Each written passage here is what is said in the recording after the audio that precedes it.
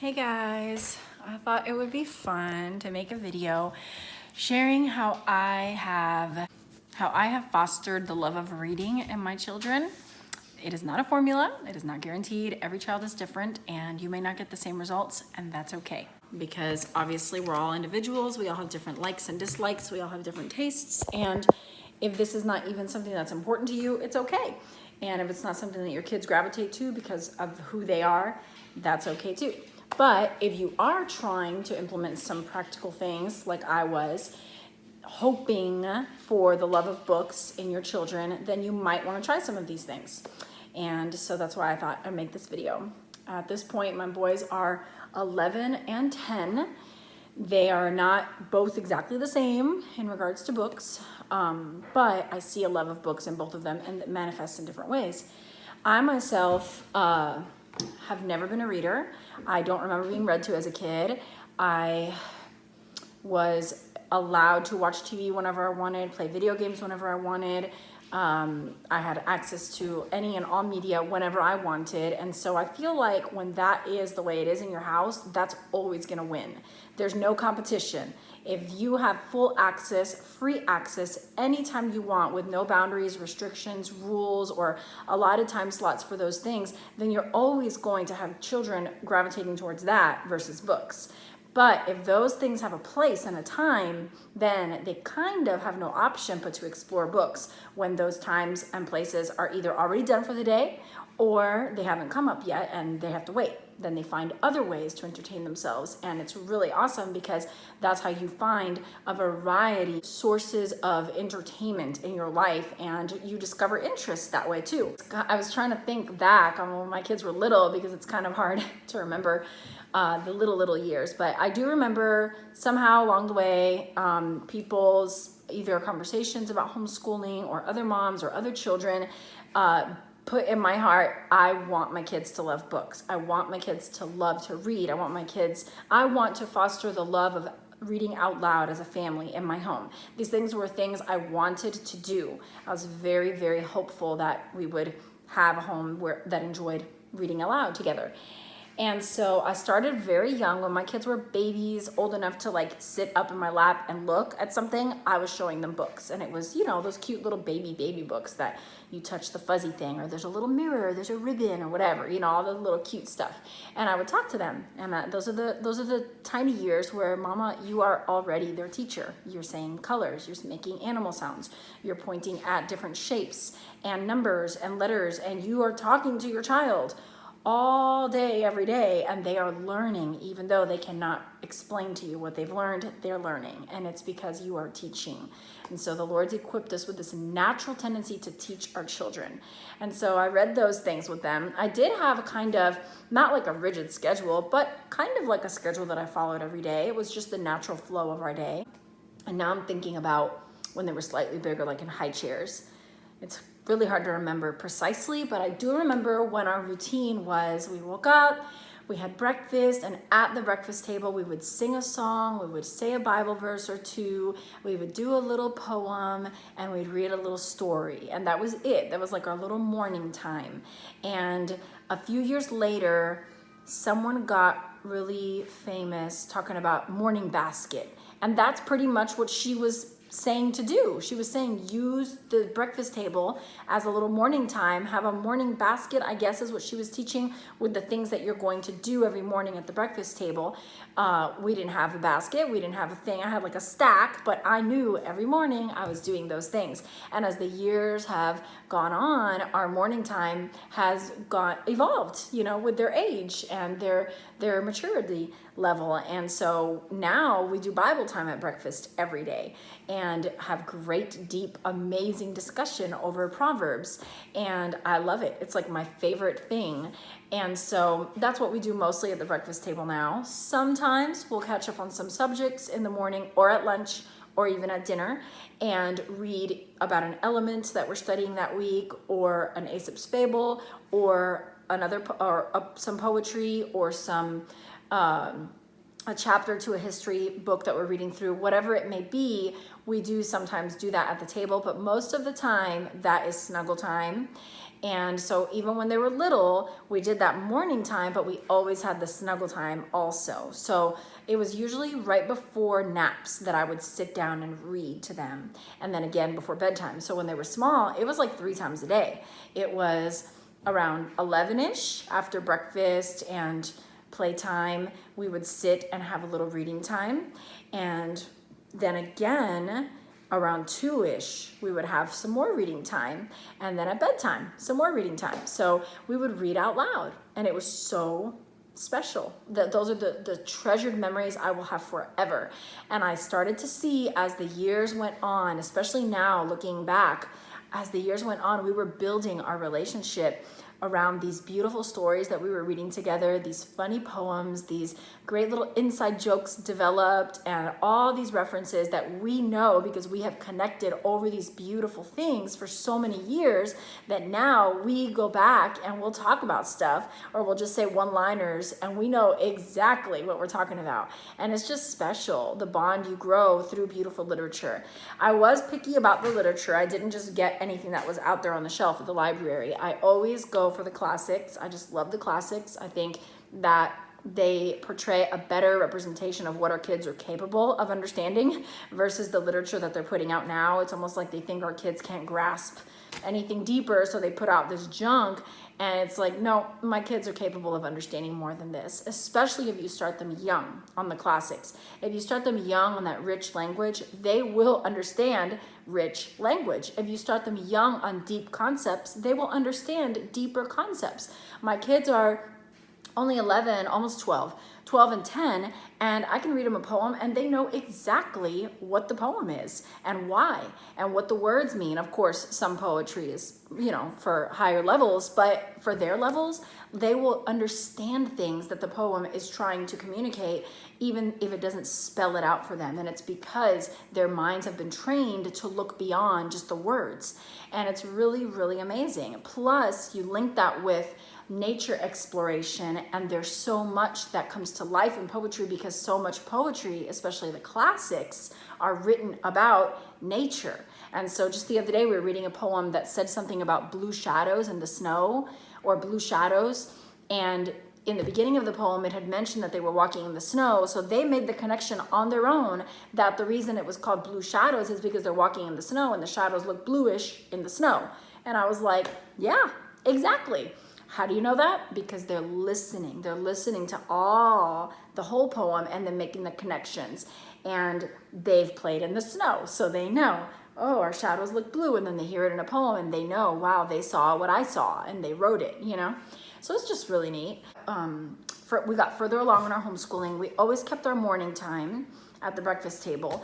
And we always kept our afternoon reading and mostly our bedtime reading. But that little middle morning reading, we didn't really keep that. That was more for those little tiny years where we were just looking at books about colors and numbers and, just anything fun like that.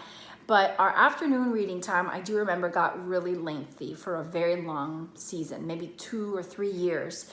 We would have lunch and then play. And around 2, when everybody's naps were done for their life, and my afternoons were no longer for myself, we started this long reading time every day. It was probably about an hour and sometimes up to 2 hours in the middle of the afternoon. Usually between 1:30 and 2 is when we would start. And that's when we read, everything, all the good stuff, all the Little House books, all the classics. I can't even think of all the stuff, but we just would read 2, 3, 4 chapters, sitting there enjoying just reading together. And then at night, we usually would read like hero tales, biographies about heroes from the past and things like that, along with scripture and Bible stories, and that's it, just fun, So through the years, it's changed quite a bit. Now, they're doing a lot of their own reading, which is different for me. It's been about 1.5 years now that they've really started to read on their own. And part of me is like, yes, exactly what I hoped for, wanted for them is happening, and it happened naturally. And part of me is like, I don't know what that story's about. You gotta tell me, I'm missing out, you know? But I just don't have the time that I used to have with the more academics being added to our load as they've gotten older. So we still read quite a bit together, but it's kind of just, you know, some history stuff, a little science stuff, and we're always going through a fun literature book together. So we just finished several, but the one we just finished last night was The Hittite Warrior. And we've recently watched Mary Poppins like 3 or 4 times during the winter, cold, rainy, snowy time. And we wanted to go and get the actual books. So we're gonna go to the library, get all the books, and we're gonna read those for the first time ever together. And then right after that, we're gonna reread all the Little House on the Prairie books. We read them when they were 5 and 6, but we wanna read them again. Maybe 6 and 7, and we want to read them again because it's time. It's time to revisit that and really remember the story. We've already read the Chronicles of Narnia twice through, or maybe 3 times through. We're in the middle of the Wingfeather Saga, and we haven't really hit up Lord of the Rings yet. I think I want to do that for audio because I don't know, it's just too long. I've still not been able to get into it. And we've listened to several audiobooks together, and they live off of Adventures in Odyssey. That's their favorite pastime. If they're not outside playing or reading with me or doing something out here with the family, they're in their room listening to Odyssey.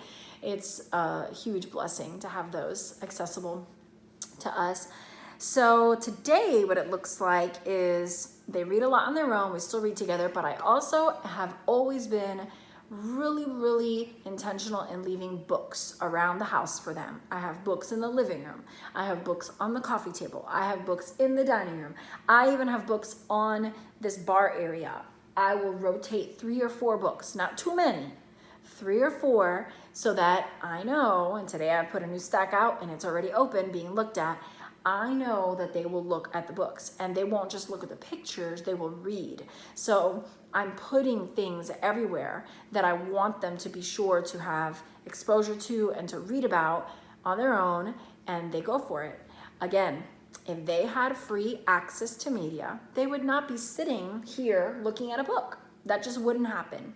So I cannot stress enough that one of the fundamental ways to foster a love of books in your children is to have designated media time. If you just have it free for all, the love of books is never coming. I could just tell you that simply. It's just not going to happen because they will always choose the devices over a book. They will always choose it. It's just a sad competition that we have to fight, and it is worth the battle in my opinion. But that's just me. It may not be worth the battle for you. And if it isn't, that's okay. You're not sinning, you're not wrong, you're not a bad parent, yada yada. It's okay. They may develop the love of books older, like I did. I never was read to, but now I have read over 100 books with my children in the last 7 years, and I could not be more thankful. I love the reading relationship that we have created together. And it will go on forever, and it will be part of their childhood memories forever, and part of my memories forever of my little kids with me on the sofa together looking at books. It's the most wonderful thing to me. It just really blesses my heart. And just one last thing I want to share. Don't let go of picture books too early. Don't think that just because your kid is 8, 9, or 10, or 11, or 12, or 13, that picture books are too young for them, too immature for them. Picture books are wonderful. They bring you together. If I open a picture book on my lap right now, my almost 12-year-old will be right by my side looking on and reading with me.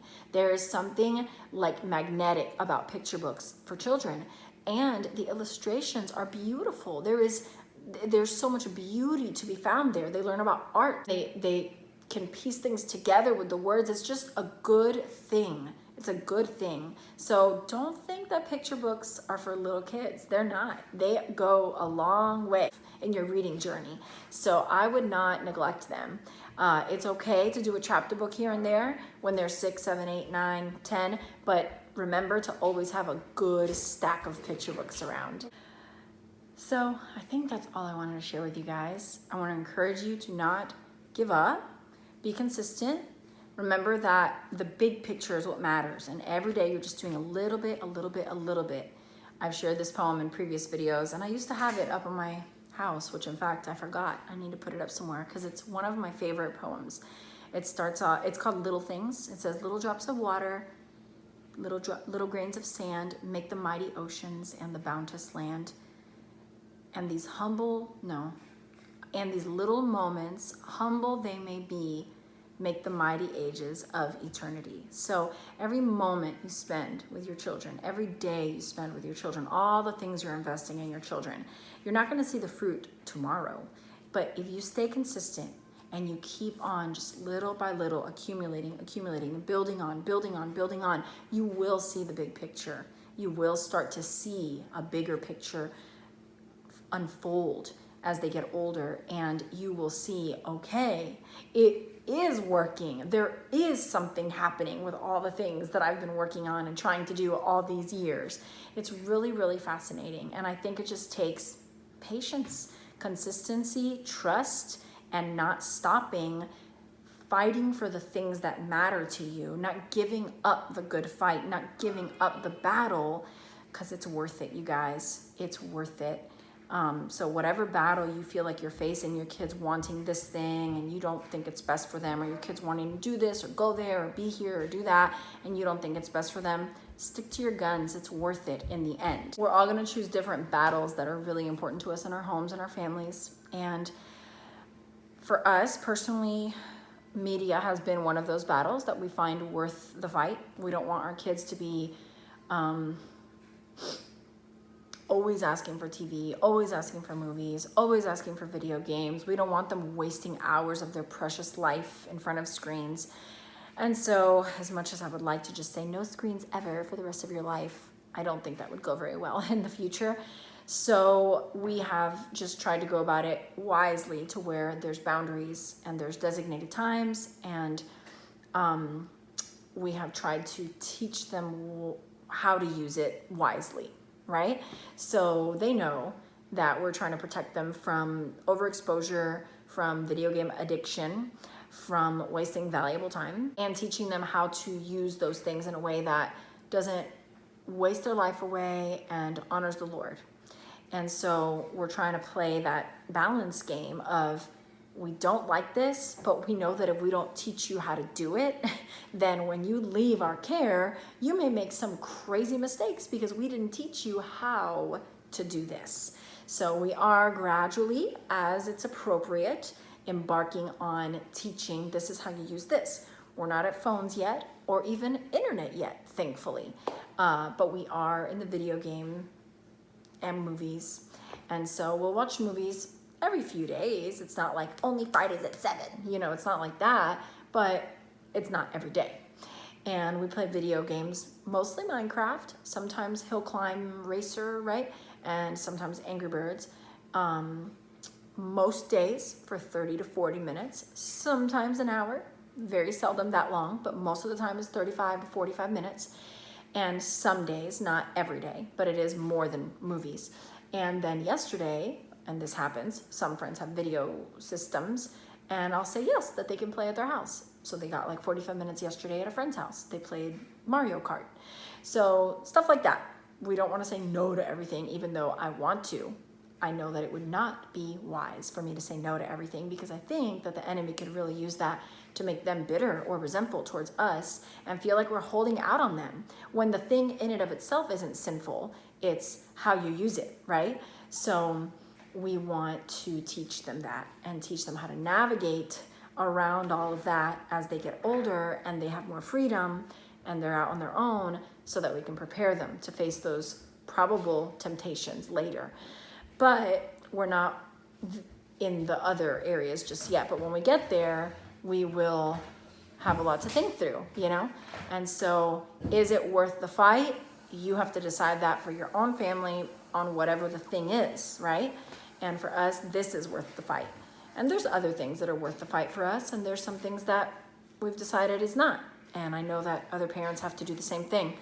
But with the guidance of the Lord and the strength from the Lord, we can persevere through this, be wise, and trust Him, and allow Him to guide us through those hard things, and just pray for our children's hearts that they would trust that we love them and want what's best for them. And so that they would honor us and follow us, trusting that the decisions we make is because we love them.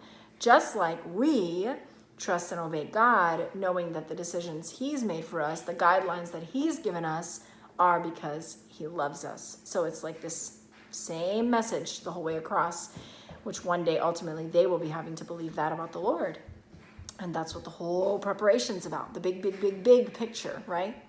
So I hope this video is encouraging to you guys and that it's helpful to you and inspiring to you. Please share any advice or tips or experiences you've had in the comments below. Please like and subscribe. God bless you all. Thank you so much to my patrons, and I will see you next time.